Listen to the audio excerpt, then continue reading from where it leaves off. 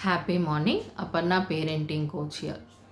Last వీడియోలో మనం ఏం చూసామంటే మనము పిల్లలతో కాంటాక్ట్లో ఉంటే కాదు, పిల్లలతో కనెక్ట్ అయినప్పుడు మనం వాళ్ళతో విషయాల్ని షేర్ చేసుకోవచ్చు, అలాగే వాళ్ళు కూడా మనతో విషయాల్ని షేర్ చేసుకుంటారు అనే విషయం గురించి మాట్లాడుకున్నాం. అలాగే ఇప్పుడు ఏంటంటే తల్లిదండ్రులు పిల్లలు అందరూ సాయంత్రం అయింది, ఎవరెవరి ఆఫీస్ నుంచి కానీ, స్కూల్ నుంచి కానీ, కాలేజ్ నుంచి కానీ అందరు వచ్చారు, ఒక దగ్గర కూర్చున్నారు. కాసేపు కూర్చొని సేద తీరుతున్నప్పుడు పిల్లలతో మనం షేర్ చేసుకోవాలి, లేదా పిల్లలు మనతో షేర్ చేసుకోవాలి అంటే మొదట పెద్దవాళ్ళు మొదలు పెట్టాలండి. ఎందుకు ఇది చేస్తున్నాను అంటే, ఇప్పుడు ఫర్ ఎగ్జాంపుల్ మనం ఎవరినన్నా కలిసామనుకుందాం. సపోజ్ నేను అపర్ణని సరిత అనే ఒక అమ్మాయిని కలిశాను, మా ఫ్రెండ్ ఆమె, లేదా ఆమె కొత్తగా వచ్చింది, కొత్తగా సరిత అని ఒక అమ్మాయిని నేను తొలి పరిచయం అయింది నాకు ఆమెతో. అప్పుడు నేను ఆమెకు షేక్ హ్యాండ్ ఇచ్చేసి ఐఎమ్ అపర్ణ అంటాను. అప్పుడు సరిత ఏమంటుంది? ఐఎమ్ సరిత అంటుంది. నేను అడిగాను ఆమెని? అడగలేదు.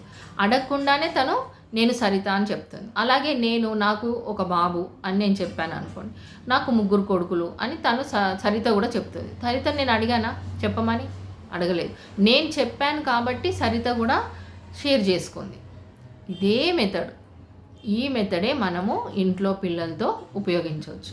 ఎలా అంటే, ఆఫీస్ నుంచి వచ్చిన తర్వాత తండ్రి ఆఫీస్లో ఇలా జరిగింది, పొద్దున నేను ఈ టైంకి వెళ్ళాను, ఇలా వీళ్ళతో మాట్లాడాను, వీళ్ళతో ఈ పని చేయించాను, నేను ఈ పని చేశాను అని ఎప్పుడైతే ఆఫీస్ వర్క్ గురించి అతను డీటెయిల్డ్గా ఎక్స్ప్లెయిన్ చేసిన తర్వాత నెక్స్ట్ అమ్మ అందుకుంటుంది. అమ్మ అందుకొని, అరే నేను ఆఫీస్లో ఈ పని చేశాను, ఇవాళ ఈ పని చేశాను, వీళ్ళతో మాట్లాడాను, వీళ్ళతో లంచ్ ఇలా చేశాను, నాకు వీళ్ళతో ఇలా చిన్న జోక్ చెప్పుకున్నాము, ఇలా చిన్నగా మాట వచ్చింది మాకు అని ఇట్లా తల్లి షేర్ చేసుకుంది అనుకోండి.